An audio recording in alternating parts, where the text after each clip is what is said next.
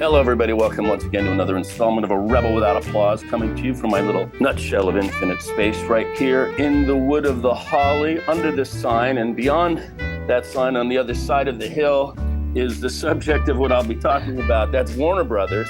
And with me today is an extremely accomplished and experienced journalist, winner of many awards.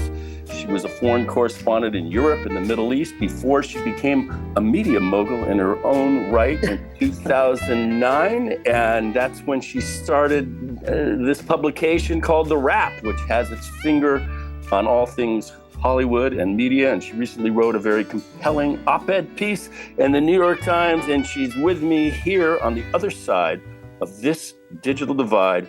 Welcome to A Rebel Without Applause from the author who wrote The Rebel with the director is the whole thing. I wrote the Rebels on the backlot, so I guess we've got similar sensibilities. Yes, Rebels there. Which is really about the studio system at its height in the 90s, actually, and now we're seeing the kind of a remaking, reshaping of the studio system. Right, and it was almost like a sequel to Easy Rider Raging Bulls in a way. Mm-hmm. Was a generation of directors that presided over the Ancien Regime's dissolution, of which my grandfather, Ben Kalmanson, was prominent in the book. After all, he greenlighted Bonnie and Clyde and things like that. He was president of Warner Brothers. But anyway, you were in a new moment of this seismic shifting where the conversion of technology and corporate greed is rocking our world. First thing, I want to congratulate you on dancing again, because I saw that. Oh, no. I didn't see the dancing theater, but I did. No, you're not gonna, but okay, that was definitely TMI. Okay, good. Moving on. But it's all about trying to stay happy in this moment. In this crazy moment. That is true. Yes. Find your joy, whatever makes you happy, whatever gives you joy, take a minute and do that thing. Right, because we ain't getting a second run around, as far as I know, on this life. Mm-hmm. And there's certain forces out there that would just willingly and thrillingly take your joy and happiness. So yeah, I'm glad you still have it. But anyway, back to this new drama that's playing out in front of us. Warner Brothers, Paramount, Kushner, the Saudis. Yeah. Antitrust laws. It's all happening. The plot thickens. Exactly. Yeah. Your thoughts just as we dive into this? My thoughts are right now that a lot of people have been asking me, which way is it going to go? And I'm asking people, which way is it going to go? We break down the relative appeal, pros, cons, for shareholders, not so much for the industry, in our lead piece today on The Wrap. I don't know when this podcast is going up, but essentially Roger Chang broke down what the appeal is, pros, cons for the shareholders, which is not the same thing at all for necessarily consumers of movies and television, or of course for the industry itself, which is, I think, where the rub is for everybody, because ultimately what serves shareholders would have been for David Zaslav to not buy Warner Brothers, merge it with Discovery. That's actually what would have been better for Warner Brothers shareholders, that it would have stayed, or that AT&T would have done something else with it, because the amount of debt that he loaded the company up with made everything 1,000 times more difficult. HBO is a successful company. They've managed to grow it. Warner Brothers faces many of the same problems that all the other studios and that are in the theatrical movie business are facing. But this year they're having a great year with two really good movie executives, who I presume will have to go away at the end of this process, Pam Abdi and Mike DeLuca. So first of all, I will recommend, there's a really good piece, again, on the New York Times op-ed page this morning by an antitrust lawyer named Tim Wu that I just retweeted. Right, I read it. I just read it. Yes. You just read it. It's a really good piece, right? Because he's an expert in antitrust, which I most certainly am not. And he says, which I actually have been seeing other people saying, is neither side is good necessarily. Certainly not for competition, ultimately for consumers. And if you believe that movies are a thing that should continue to exist in movie theaters, but also for the relative creativity of the industry.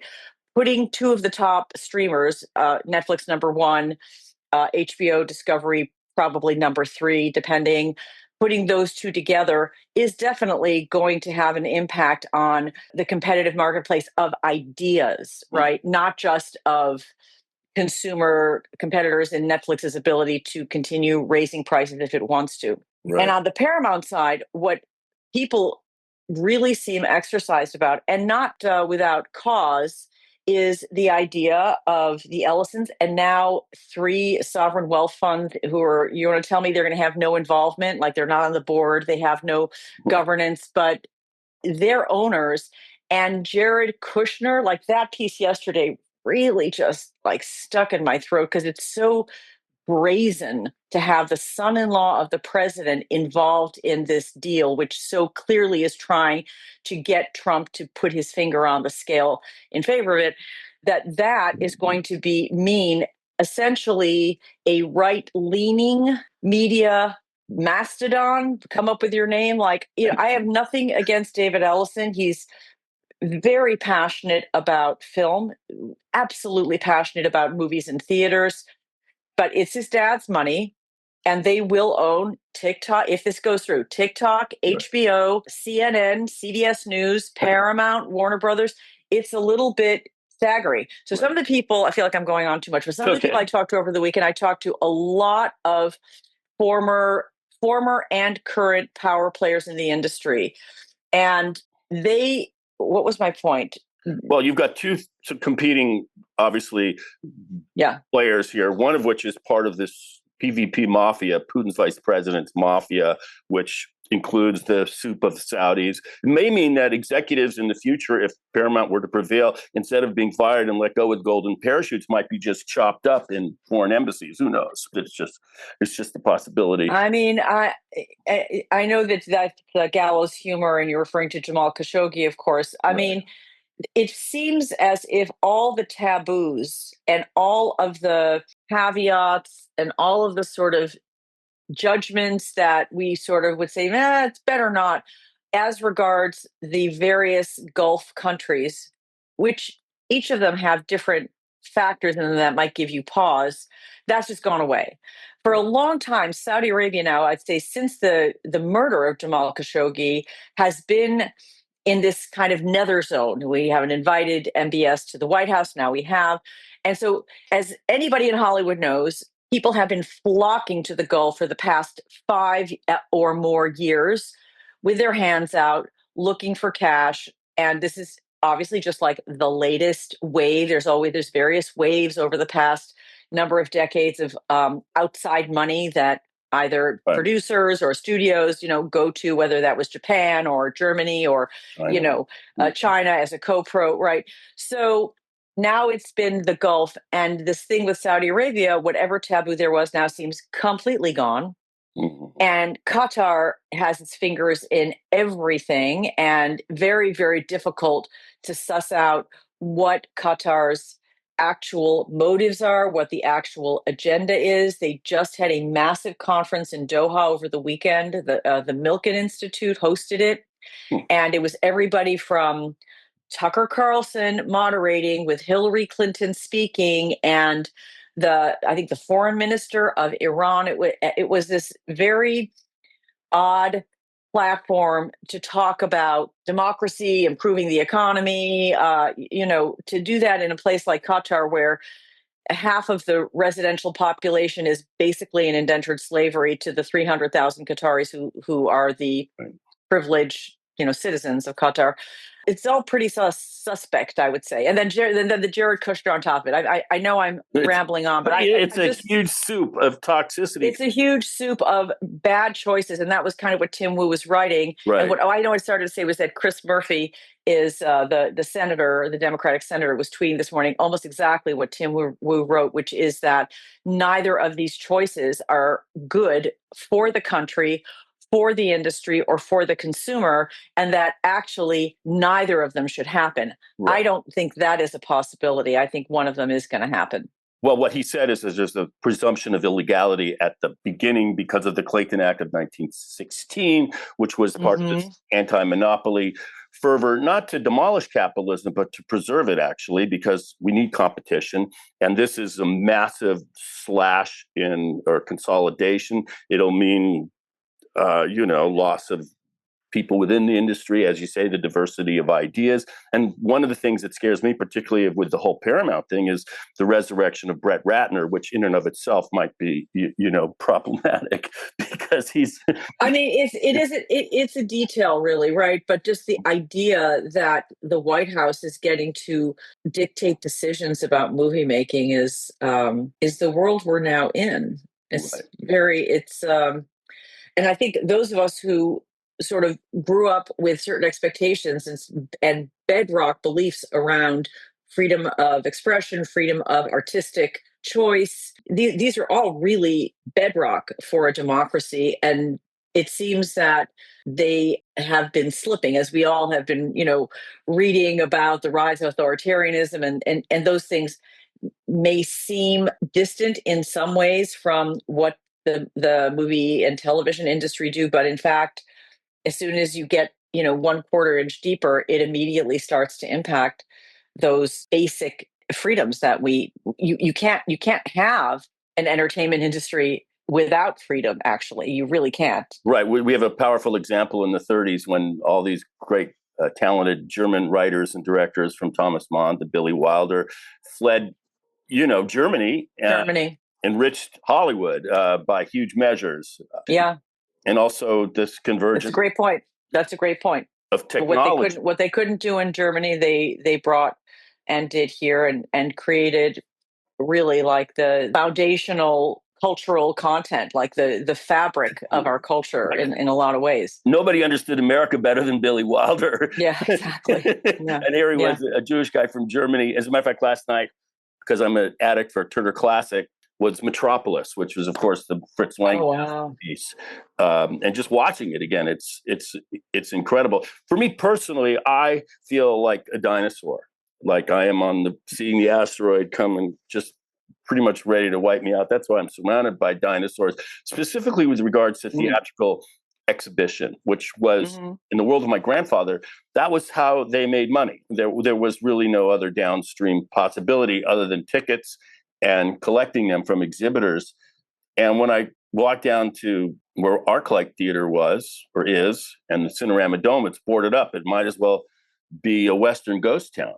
And theatrical exhibition that's why I made my movies. As a matter of fact, the movie that I directed and wrote, which Warner Brothers ultimately acquired, The Solar Opposite, me, if it didn't get in theaters, it was a failure. That's why I fought so hard to get it in the theaters, because the paying audience that's where the rubber meets the road, not 6,000 feet in elevation at Park City at Sundance. So I don't know. I'm sad about that. Really sad. Yeah, a lot of people are sad. One of the arguments I had this weekend with a former person who used to run one of these companies, who I won't name, him saying, look, television is really the business now.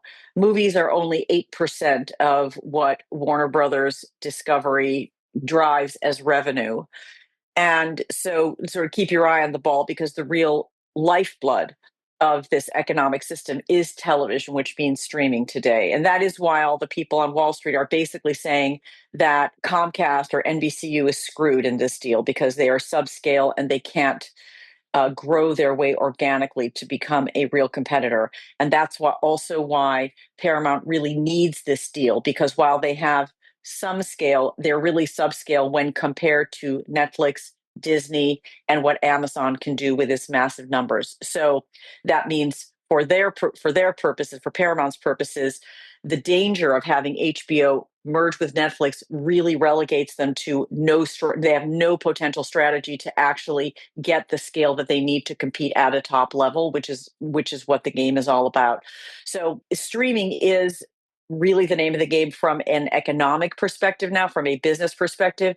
But my point to this former mogul was that what makes people give up their lives in middle America, come and live in a garret in Hollywood and starve to death until they're discovered at Schwab's or whatever. I just mixed a whole bunch of anecdotes there. Yeah. Is the movies.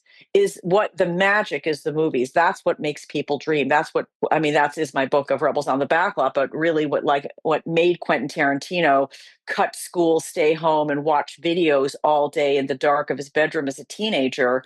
That is what drove Paul Thomas Anderson, who of course is one of the modern masters of movie making, I think anyway, to spin these very elaborate tales with all of these characters. It was the movies that made them dream. And so, and even the Duffer Brothers, who are television guys who just left Warner Brothers to Universal, did it because they want to make movies. That was one of the key elements that was dangled in front of them. So that's kind of my sense. We can argue, back and forth whether movies are just a format and storytelling is really storytelling and story and content in general can be reformulated into any kind of multi-series, micro, vertical video. Right. The argument can be made. I think that there's, to me and many other people who are drawn to this business, that magical thing of sitting in a theater, sitting in a room with a bunch of other strangers,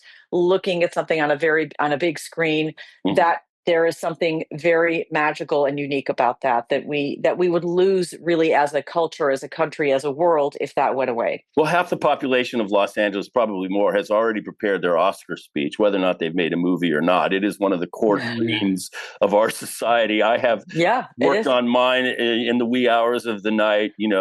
Have you been nominated?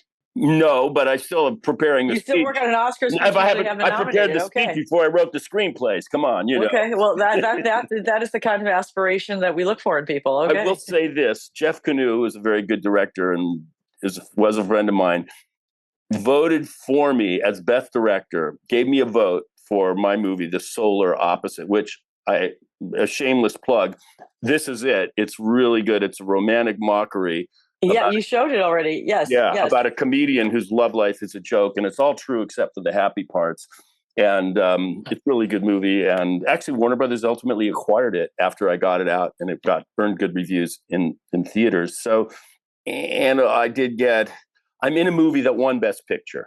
So I didn't get it, and that's Argo. Oh, wonderful. Yeah, great film. But that's, I didn't even get invited, to the show, whatever. But I'm still in the dreamland, and exhibition and making movies is a core dream. I saw Frankenstein in the theater. I thought, wow, this is a great movie to see in the theater. And I realized it's gone in like a week.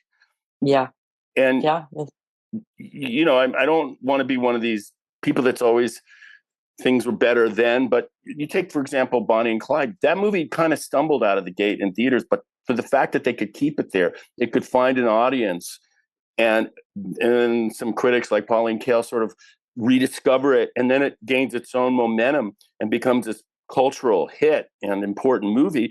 It doesn't happen unless it gets a little bit of a life and breathing room in the theaters. And those days, look, the theatrical movie business is in a sad state, separate and apart, from this sale of Warner Brothers, right? Yes. There's very little variety. There's a couple of different genres of movies that get slots in theaters. When you're referring to Frankenstein, that's basically Netflix saying, first of all, doing an Academy run, essentially, and also basically trying to make Guillermo del Toro happy. But it was only in, I believe, 380 theaters. Yeah. Which is ridiculous, which is like nothing, of course, for a movie like that. So we have a bigger problem, which is that people don't want to get up and go. It takes really a lot to get people to go up and go to the movie theater, which is, it's kind of crazy because when we have successful movies like Disney's, what was Disney's recent release that just did, a half $500 million over the Thanksgiving Day weekend. Why is the name escaping me now? Zootopia 2, of course. Oh, okay. Yeah. My brain, boop. When there's something people want to see, and of course, in that case, also that got released in China, which was massive. Mm-hmm. Most movies are not being released in China anymore. People will get up and go. And of course, kids will watch Zootopia 2 10 more times on Disney Plus. So there's a model for those kinds of movies, but it is really challenging to figure out how you get people to theaters. We're talking now about going to Sundance, making our plans for going to Sundance, which is having its last year in Park City this year. Mhm. And it's so sad when you look back at the previous year. We're kind of saying, okay, what resources do we want to devote? Like how much? We usually send a very big team of people out there, and we like interviewing the directors. I really like supporting young filmmakers and giving visibility to their work. And Robert Redford gave us a huge gift with the creation of the Sundance Institute and Sundance Film Festival. Rest in peace, Robert Redford. We miss you.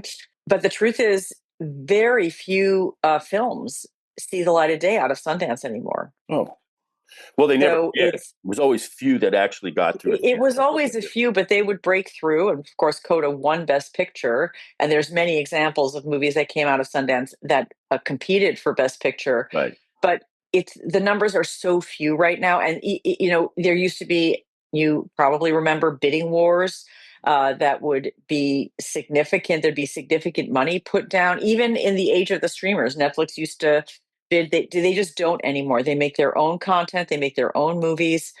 And so, where do these young filmmakers have a chance to have their work, see the light of day? It's really hard. And if you are on Netflix, if you do get acquired by Netflix, which, as I say, is now a rare occurrence, you kind of get lost in that huge sea of choice that they offer. So it's a real conundrum. There's a lot of blame to go around. I mean, just exhibition in and of itself, I think the exhibitors, you look at AMC, you got to watch 40 minutes of trailers, be preceded by, advertising, the popcorn, everything's very expensive. And then before you see the movie, you have to watch Nicole Kidman talk about the magic of movies, which makes me, I've often wanted to walk out before the movie started. Exhibition, I think, is problematic. And for me, I feel like the movie studios have failed themselves because, over the last few decades, they've really kind of given up their core responsibility, which is to pick movies, to read scripts, to make calls, to get to field ideas. And it feels like most of that has shifted to the agencies and the packaging and all this stuff. And so you just don't have that the kind of confidence in those executive offices to go, this works, let's make this. And then if you build it, those people will come. Do you not watch things on streaming? I am a dinosaur. I enjoy movies. I've watched. Well, it's technically not correct to say there isn't more choice for the consumer. There's a sea of choice on streaming to see current new releases, international releases, archived historic films. Not all of them, but some of them as they cycle through. So you have almost more choice than you know what to do with. That's part of the problem today. Yeah, well, just personally, I sort of live in like old movies or movies that I admire and that inspire me. So like Turner Classic is sort of a go-to channel for me personally. Yeah, it's going to go away if all of this. It's more than likely to be a part of the dinosaur past. But I mean, right. Definitely, you're an outlier, probably, right, in your taste. Mm-hmm. Maybe, Yeah, yeah. It's very sad. I mean, I think alternatively, just there's still an appetite for good stories well told, and with good movies, I think people will come. I personally am not seeing that many movies that interest me, although I like Hamnet. And I saw Frankenstein, which, while that's not my fave genre, I thought it was really well done. So I still have faith that good stories, well told, that people will come. I mean, I'm of a certain age, but there's millions. I will tell you that whole conversation, I mean, that ship has sailed, right? I mean, Netflix has won the streaming wars, and now it's about to, it may well absorb Warner Brothers. So I don't think anyone is putting a lot of thought. Look, I mean, we have not achieved a domestic box office figure yet that gets us back to where we were at the end of 2019 before COVID.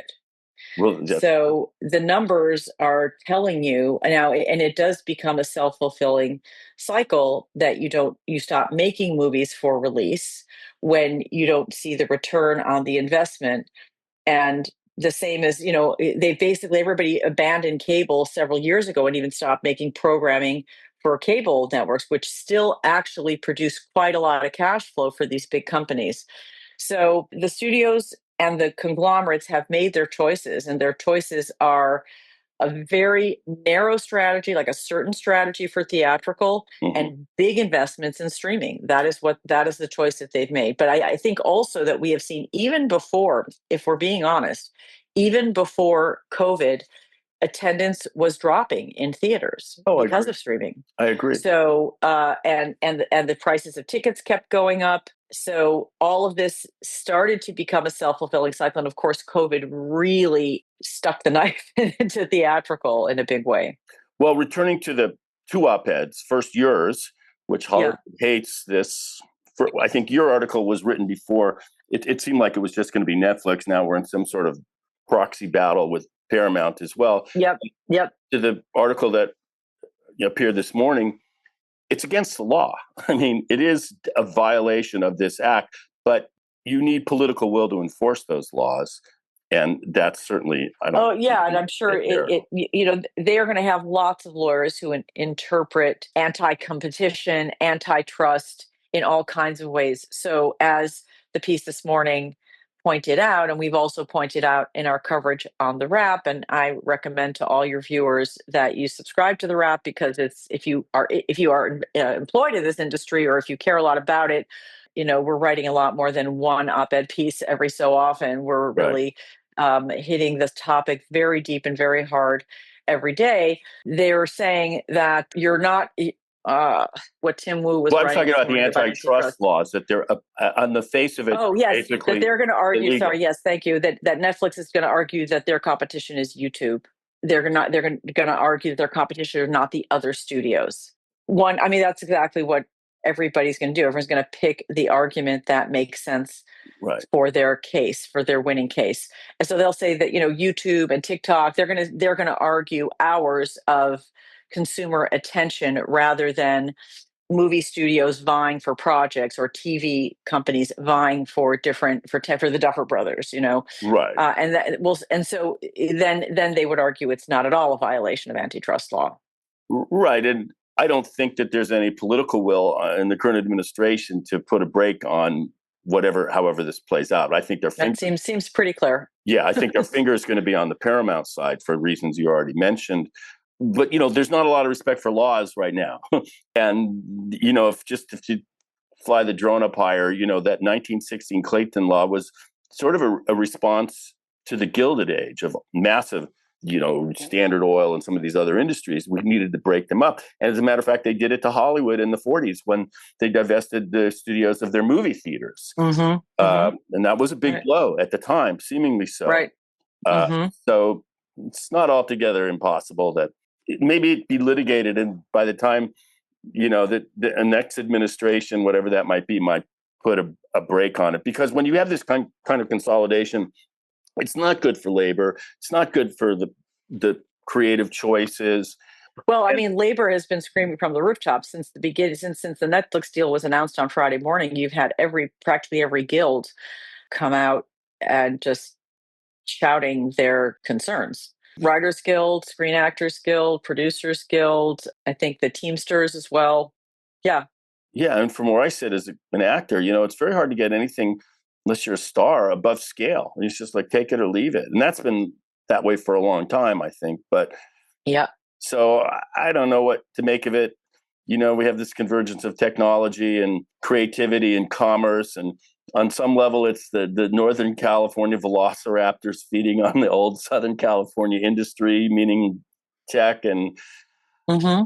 I don't know what it means, honestly. I don't know where it's going to go. I don't think there's the political will to put a stop to this. Personally, I feel. Well, I think we're definitely in a new age, right? We had a century, really more or less a century, of how Hollywood was built and then functioned, and there were different changes, from the silent movies to the talkies, from black and white to color, from movies to television, from television to DVDs and cable, and from all of that to streaming. So we've had different phases, but we have had about a good solid 100 years of a thriving, prosperous business where lots of different levels of the economic system were able to make a living. And I suppose you can make a living in the streaming model, but it's not as good a living. And the prosperity is really reserved for the companies rather than for the creatives who participate in the process. And that means the producers, the actors who you say mostly are getting scale and a lot of things, producers who are not getting back ends anymore, the agents for the actors who are not able to negotiate the big deals that they used to, accept in some exceptional cases. So this really does kind of curtail, I think, what was the prosperity that people enjoyed for a really long time. I'm not saying it wasn't perfect. I'm not saying it didn't have its excesses, and I'm not saying it didn't have its inequities, but in general, we're now in a different phase, and the new economic model, which is a piece that Roger Chang and I wrote yesterday, which is really about how Netflix changed the model probably a decade ago.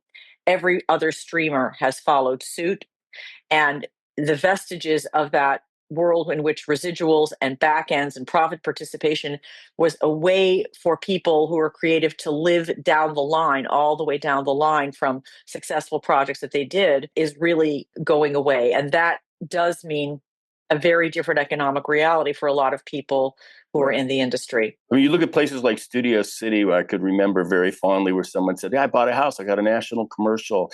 And, I got health insurance." It like supported real people in a real middle class. Right. And also, and dry cleaners and diners and caterers and all those restaurants and all of those things. Yes. Yeah. And that is, and you saw a lot of those businesses die during the strike that we had, the double strike. And that's who we represent. Our readers are the people who make up the industry. And that's kind of who I have, not only sort of from a macroeconomic level, but from a micro. These are the people who we hear from every day and who we speak to, not just the power players. That is concerning, right? And I think that's why the piece that I wrote in the Times, which is basically, I've heard for years how people resent Netflix. That's why. It's not because they don't like Ted Sarandos. Ted Sarandos is a super nice guy, very charming, really, a good guy. Like, we have a lot of rotten apples in this industry for many years. Ted Sarandos is a really good guy, but the economic model that he's introduced has had a profound impact on the economic reality for people in the industry. And so for that reason, I think Netflix is really resented. And what you see bursting into the open now is this anger that's been bubbling below the surface for many years now.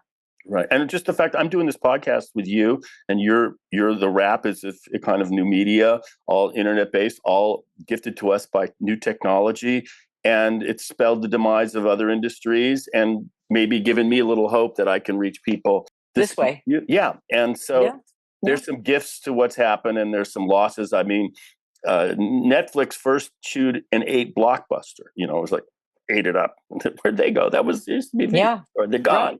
Right. And before that, Amazon killed bookstores, right? So right.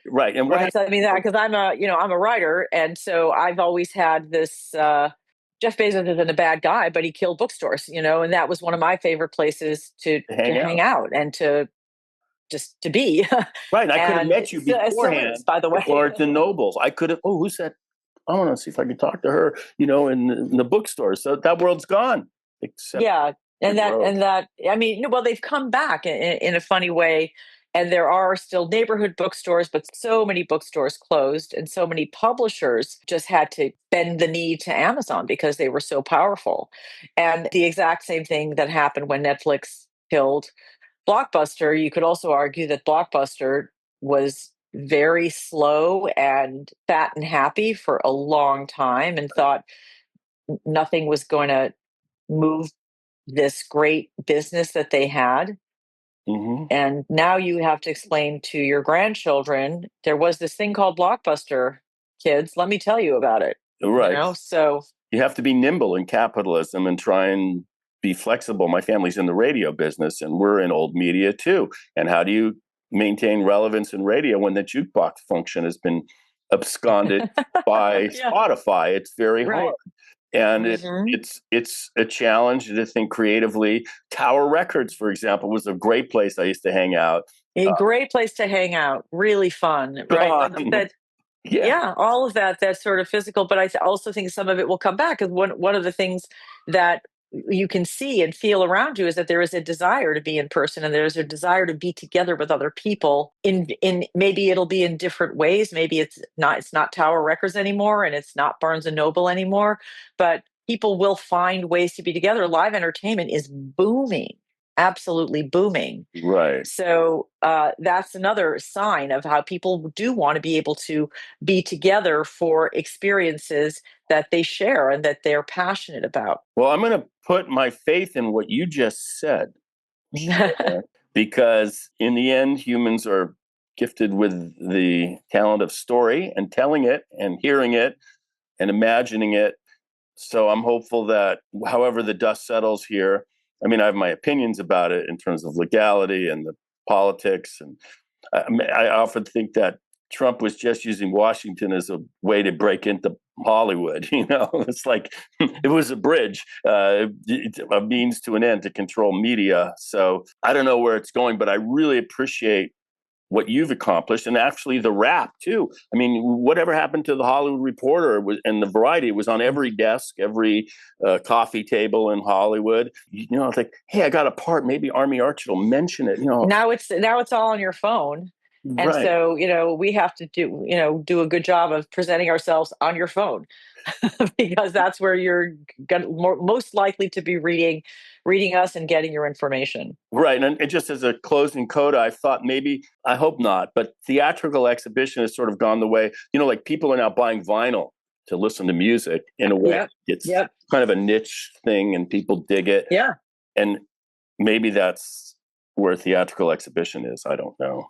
Yeah, I think that there is an argument that it'll become like this precious, specialized thing 10 years down the line. Not right away, but definitely old models are changing, and we'd be best advised to figure out not how to hang on to the past, but how to hang on what we most valued from that, and to Mhm. find the new formats and platforms and ways to translate that, because people still want to be together and people always will crave good stories. Right. So I'm going to have to get rid of some of these dinosaurs and look more towards. Yeah, it's possible. You might want to think about it. Sharon Waxman, editor, Thanks publisher, for having me, Bill. founder, media mogul, and we didn't even get into the Middle East, which I would love to deep dive in. I know you have Another time. another problem we can't solve in a podcast. But I want to thank you for being here, folks.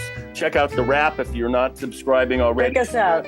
And I will say that TheWrap.com. if you want to preserve free speech and journalism, pay for it. Thank you. Thank you so much. Subscribe to the New York Times, the Washington Post, The Wrap. Thank you for your loyalty. We appreciate it. I don't have a mansion. I put it into the journalism. Right. We have an obligation not just to blame the powers that be, but as citizens to consume, to stay educated and informed. That's really where democracy can survive. And so with that thought, I'm going to leave you, and I hope I get to meet you in real time and real place, because I think you're terrific. Till next time. Thank you. Namaste, shalom, and aloha. By that I mean Aloha, bye. See you. Namashe aloha. See ya.